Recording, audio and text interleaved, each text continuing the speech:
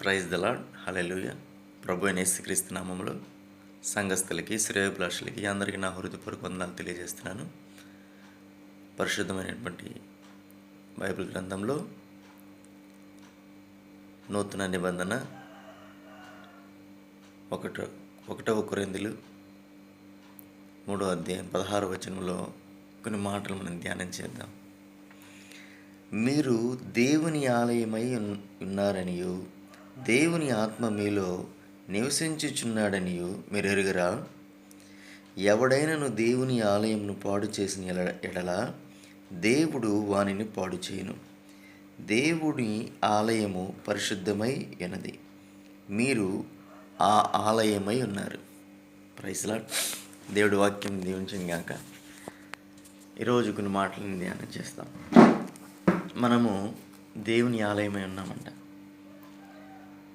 దేవుడు అంటాడు, నిన్ను వలె నీ పొరుగువానిని ప్రేమించుడి. ఫస్ట్ మనం ప్రేమించుకోవాలి. ఎందుకంటే ఇది ఆలయం. ఎంత గొప్ప ఆలయం అంటే దేవుడు నివసించేటువంటి ఆలయం. ఇన్ని రోజులు వదిలేసేయండి. మొహమాట లేకుండా చెప్తున్నాడు ఆయన. దేవుడు పాపిని క్షమిస్తాడు కానీ పాపాన్ని ద్వేషిస్తాడు. ఎన్ని రోజులు పాపపు వస్త్రాన్ని ధరించుకుంటాం. నీ దేహమునకు దీపము కన్నే గనుక దాన్ని శ్రేష్టంగా ఉంచు. నీ దేహం అంతా చెడిపోయడానికి కారణం నీ కనులు గనుక దాన్ని శ్రేష్టమైన వాటి వైపు మరల్చుకో. అప్పుడు నీ దేహం అంతా వెలిగింపబడను. ఈ లోకంలో వెలుగు ఉన్నది, కానీ ఆ వెలుగుని ఈ కనులు చూడలేకపోతున్నాయని చెప్పి 1వ యోహానులో రాయబడింది, యోహాను సువార్తలో రాయబడింది.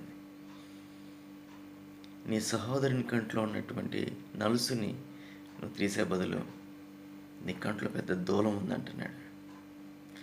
నీవు ఆలయమునకు వెళ్ళినప్పుడు నీ ప్రవక్తన జాగ్రత్తగా చూసుకోమన్నాడు. మత్తయి సువార్తలో యేసుప్రభు యెరూషలేము దేవాలయం పోయినప్పుడు అక్కడ ఆలయం గురించి ఒక మాట అంటాడు, నా ఆలయమును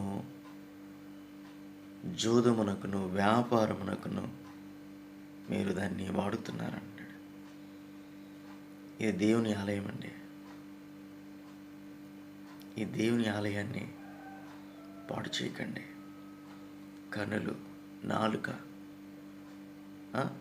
మాట, పెదాలు, హృదయం ఇవన్నీ దేవునికి అప్పగించి దేవుని స్తుతించండి. ఆ ఆలయంలో దేవుడు నివసిస్తే 5 రొట్టెలు 2 చేపలు అద్భుతంగా మార్చినట్లుగా నీ జీవితం కూడా మారిపోతుంది. దాన్ని పాడు చేసుకున్నావా, నీకు జీవితం